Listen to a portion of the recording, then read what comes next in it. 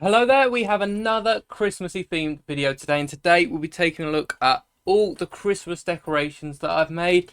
Not all for the tree, some you can decorate your house with, some you can even use around your Lego city. So without further ado, let's take a look at the first decorations. And first, but most definitely not worst, we have the iconic classic Christmas tree. Now, there are two different trees I've made here, both of which have this nice little stalk, this stem, I guess, at the bottom. I guess it's a tree trunk, isn't it? It's a Christmas tree. But one of these is definitely a lot easier than the other. And I guess I could have gone a bit more all out on this tree. But these are meant to be decorations you can make a lot quicker, easier, and they're just meant to be a bit more straightforward than Lego's official model. Now, Lego does have a giant tree that splits into two. So instead of trying to build a giant tree, I decided to tackle the problem of creating two trees, and I thought one can be a bit more minifigure height for them to haul around. Perhaps one of your minifigures in their city is taking this Christmas tree home. So all I've done is stacked up a bunch of different round plates and just added the leaves to the top. So you can see from the top, the tree does slowly expand as it goes towards the bottom, and from the side it might not look too good, but most of the time you're going to be seeing it from an angle anyway, and you can see just how nice it looks. Even at the top, even though you got the leaves going off every direction, you definitely add some tinsel all around it. If you get some small tinsel for your Lego city, that'd be awesome. I'm definitely going to keep my eye out now. Any little tinsel scraps I find are definitely going towards my Lego city, but I will find a place in my Lego city for this somewhere, somehow. I don't know where at the minute, but stay tuned for my next city update, and hopefully I'll have somewhere to put it. But of course, that brings us on to the bigger tree. Of course, you might be able to spot where we've got the little star on the small tree. We've actually gone and put a whole snowflake on the top. Perhaps it's a little LED, and the better thing with this tree is it's got some exposed studs on each of the four sides. The sides are actually built identical to each other, so hopefully you cannot spot any differences on the four side, but you can actually get some lights. And as you can see, I have included some colourful 1x1 tiles just to show how you can even include some plates hidden amongst them, and especially if you've got some colours that glow in the dark or a bit more fluorescent than the typical green and grey I've used here, they will definitely stand out in a darker light, or perhaps when you shine a light on them. You can see here we've got two orange plates, and they can just be used for the Christmas lights. And all you really need to do is add some round tiles onto these bits here, and you could probably even get away with adding the odd one on the half studs there. So it's definitely a bigger tree, it's a bulkier tree, and it's mostly consisting of mostly these wedge plates that I've just angled up and had the leaves go off to the side. Again, because of the leaves actually do cover some studs, it's meant you've not been able to cover all of the studs. But for a tree, you know, there's going to be a lot of empty space, so perhaps the grey is just where you can't see through to the other side. But I think this is a really decent design for a tree, especially for an easy one. As a fan of Lego Star Wars, we get a load of these grey wedge plates, and currently these leaves have been on the pad wall pretty recently if you can't find them right now. So if you can't find them on the pad wall, they're going to be cheap on Bricklink, and it's going to be a lot cheaper than paying the £30 or however much your Lego Christmas tree usually costs, because the limit isn't just for Lego. You can actually go all out and just build a brick built Christmas tree, but I think we all know that's going to be way too expensive.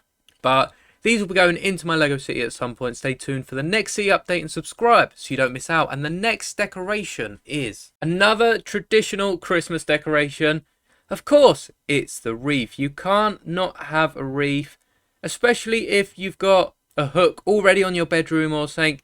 You can just put these leaf pieces together, these bigger branchy ones, add the little leaf ends to the end of them, and just include some red 1x1 round tiles. Again, a lot of these pieces have been used in this video. I did pick up a lot on the pad wall, especially when the cups were around before the boxes. You could just fill a cup. Now, you're probably going to want to stack them and make the most out of your money, but this wreath looks amazing. You can do a smaller one if you don't have all these leaf pieces. Not a single leaf piece was used here. In fact, I've actually mostly used round 2x2s and these 2-length Technic pins. And all the Technic pins do, rather than represent the cherries, which of course is very helpful for a wreath, but they also lock in these 2x2 round plates and enable them to hold the next plates, as the connections aren't always too sturdy. So it just reinforces the connection. And of course we've got to have the bow on the bottom of both of them. This one's spread out by that sort of center stud 90-degree angle, and these two are pressed right up against each other. And honestly, I think these are really cool. You can just have the longer leaf pieces on the back with the red studs, but I think these leaves just give it a glow and add that little bit that I think it was missing before. And I really like this design for the 2x2 round wreath. So if you want to know specifically how to build any of them, let me know in the comments. I'll make a little short just running through the process and giving the instructions at the end. So do let me know if you want any more help building these, as just because I make it sound easy doesn't mean it is. I sit here for hours trying to piece these decorations together, and we've still got another 6 more to go. So let's waste no time and look at the next one, which is a giant snowflake. Again, using some Technic pieces here. I don't put them to use anywhere else. I've got to use them some point. And all I've done is connected 7 snowflakes with 1, 2, 3, 4, 5, 6, 7, 8, 9, 10, 11, 12 Technic pins. So they've linked the snowflakes. It's pretty strong, especially because you're not only holding them in with these pieces, but then the force of the other snowflakes are also pushing them in. And honestly, you could make this much bigger. I want to show these off on my Christmas tree right at the end, so I've decided to cap it at this size. But really, as long as you got the snowflakes and the Technic bricks, once again, snowflakes being on the pad wall, you can go as big as you like. Don't let me stop you. Just because I've done 7, you have to do 7. If you want to go an extra layer bigger, please do, and let me know how sturdy it holds up, as the further you go out, the less force is actually enacting on each of these. Very sciencey-wiancy stuff, so if you do attempt it, let me know if you're successful. And another interesting technique used here, I built a little snowman ball, which you can see is mostly just 4x4 sides and 4x4 plates on each side. And you can see on top where you've usually got the snowman's hat, and I have built somewhat of a hat on the top there, you've actually got a hook, which these pieces and similar pieces to this actually come with the old Star Wars planet sets. In fact, I have another one right here, but you can use many different Technic styled linker pieces and really anything that's got that hole in the middle. There are a few other pieces I'll be looking at later, and you just have to mount them up top, get a bit of thread through, and that'll look great on the Christmas tree. Once again, stick around to the end of the video to see them all on my Christmas tree. Now, you've already seen these two, so I'll get these two out of the way. Nothing much changed. Again, I've just used this 2x3 modified plate with the hole in to enact as the hook. And with this tree, you don't even need that. You can just hook a bit of thread through this snowflake, and I guess this is definitely the strongest connection, but I'm sure that will work fine. All you have to do is put some plates together in as much as a Christmas sort of festive theme as you can. Here you can see there's a tree and a snowman, a very snowy tree and a very jolly snowman. Doesn't matter how thick you make it, it's going to be on the tree as long as it's not too heavy and you haven't gone too large with your imagination. But these will hook just as easily on the tree. I'll show you how I loop a bit of thread through there and tie the knot before I hook it on the tree, just in case a few of these pieces are a bit more difficult than others. But the final 2 decorations are this Santa and Gingerbread Man. Now, the Gingerbread Man's a bit distraught from watching you eat all the other gingerbread men whilst he's hanging on your tree. But first we'll look at the Santa. As you've already seen the design, the only difference is this top bit at the back here. I decided I didn't like the little grey round bit sticking out, and instead have put a 2x2 green round tile because they've got the axle hole in the middle, and it's just big enough to get a bit of thread through or a bit of string to hang Santa on your Christmas tree. Of course, switched up from the red, I've gone with the green colour. Santa can wear anything, but typically it is red or green. But if you don't have the red and green colours, then by all means just create a little rainbow Santa. Santa really doesn't mind what colour you dress him in.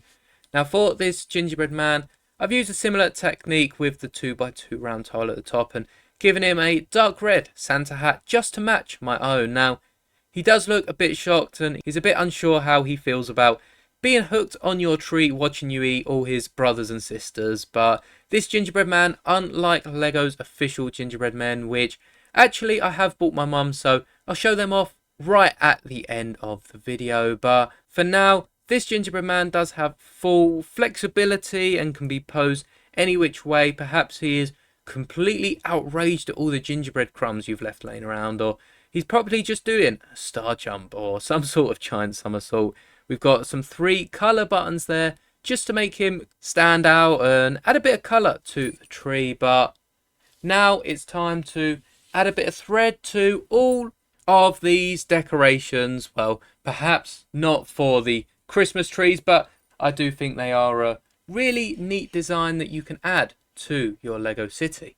But mainly we'll be adding the thread to all the other designs and able to display all of these on our Christmas tree. And what you want to do to add the thread is to grab a nice long bit of thread. I've included this quite thick piece because some of the holes are quite small, and if you only have something like this, it might not be the easiest to get through, but you want to make sure you've got it long enough for all the decorations. I mean, mine's going well off the desk here, and all you want to do is push it through probably the tallest hole you can, tie a nice little knot. And if you do want to get the Lego bricks back and perhaps not ruin the length of thread you're using, or you're going to end up cutting it down for each one, but perhaps you want to be able to get it off and reuse it for different decorations next year, then all you got to do is cut the length you need. And don't forget to ask a grown-up for help if you do need help cutting big bits of thread or string.